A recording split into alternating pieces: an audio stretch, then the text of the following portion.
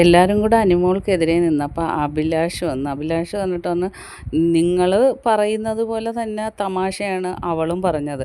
അപ്പോൾ അപ്പാനി ചോദിച്ച് ഞാനെന്ത് തമാശ പറഞ്ഞു? നീ എൻ്റെ ലൈഫിനെ ഇട്ട് തമാശ പറഞ്ഞായിരുന്നു. കാരണം അന്നൊരു ദിവസം അനിമോൾ പറഞ്ഞ് ഇവിടെ ഭംഗിയുള്ളവരാരുമില്ല, അഭിലാഷ് മാത്രമുണ്ട്. അഭിലാഷിന് കല്യാണം കഴിച്ചില്ലായിരുന്നെങ്കിൽ ഞാൻ അഭിലാഷിനെ നോക്കിയേനേന്ന് അനിമോൾ പറഞ്ഞു. അപ്പം അപ്പാനിയായ നീ എന്ത് പറഞ്ഞെന്നറിയാവോ? 2 ദിവസം കഴിഞ്ഞപ്പം പലരോടും പറഞ്ഞ് അന്ന് അനിമോൾ അങ്ങനെ പറഞ്ഞതിന് ശേഷം അനിമോളോട് അഭിലാഷിനൊരു ഇളക്കമുണ്ടെന്ന്. അതെൻ്റെ വീട്ടിൽ എൻ്റെ കുടുംബത്തും കുറച്ച് പ്രശ്നങ്ങളുണ്ടാക്കി. അതും തമാശയാണ് അനിമോൾ പറഞ്ഞത്. അപ്പോൾ ആരും ആരെയും കുറ്റം പറയേണ്ട ആവശ്യമൊന്നുമില്ല. അപ്പോൾ അപ്പാനി ചോദിക്കണം എന്ത് ഞാൻ പറഞ്ഞെന്നാ? ഉടനെ അഭിലാഷ് പിന്നെ നീ പറയാതെ എല്ലാ ക്ലിപ്പും എൻ്റെ കയ്യിലുണ്ട്, നീ പുറത്തിറങ്ങി വാ, നീ പറഞ്ഞതെല്ലാം ഞാൻ കാണിച്ചു തരാം. എൻ്റെ കുടുംബത്തും നീ പറഞ്ഞ തമാശയാണെങ്കിൽ അത് എൻ്റെ കുടുംബത്തും പ്രശ്നമായിട്ടുണ്ട്.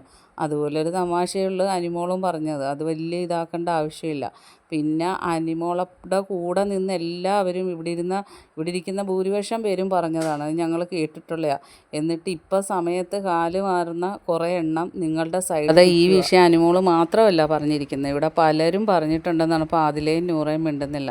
അങ്ങനെ നല്ല രീതിയിൽ തന്നെ അപ്പാനിക്കിട്ട് അഭിലാഷ് കൊടുത്ത്.